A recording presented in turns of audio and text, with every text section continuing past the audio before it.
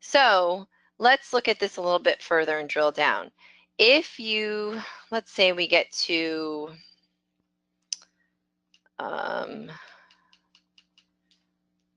food and you say, oh, there's no way I spent $320 this month. I don't understand where that is coming from. So you can click on this where it says view 5 transactions.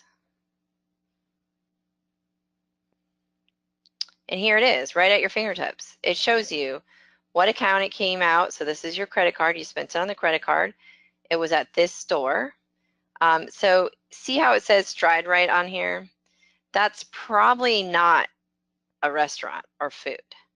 It's probably, it may be shoes. It could be, I mean, that's something that we're going to have to verify that the system is actually bringing up the correct category.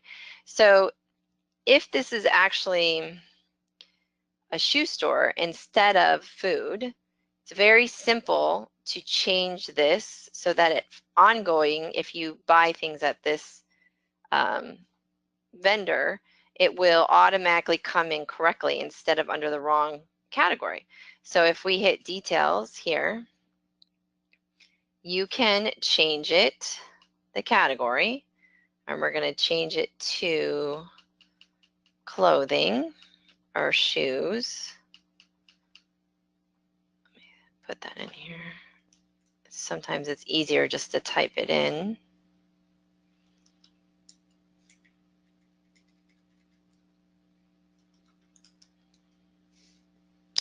So Stride Right is a kids shoe store. So we'll put it under kids clothing.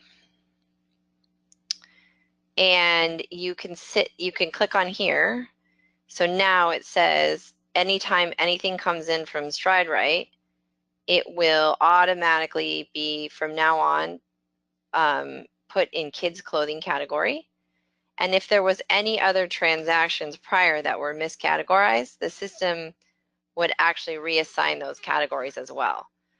So this is awesome because you do not have to sit here and do manual entry. So once I click this button, this category is now changed to kids clothing. And if we go back to the budget, you can see that a new category has popped up because originally we had not budgeted anything for kids because it wasn't something that was in your original budget. But now that you have grandchildren living with you, it's probably going to be very common.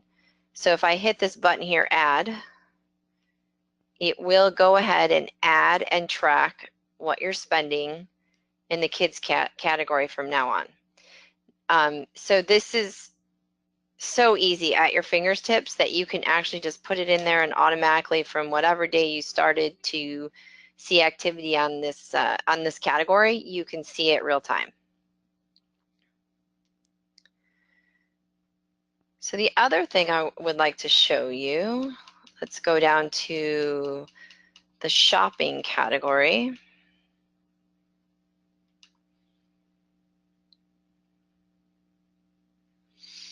Okay, perfect. So Amazon.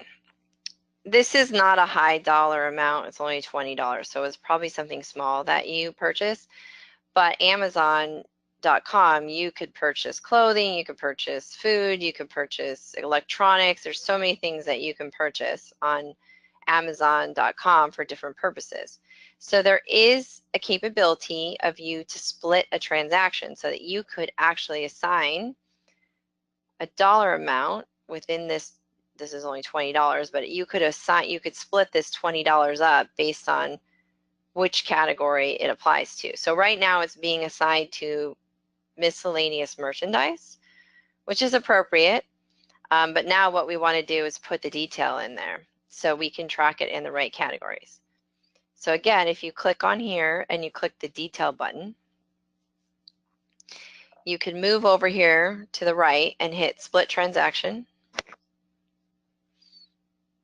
And let's say, for example, $10 of this was spent on food items on Amazon. You can put in the category food.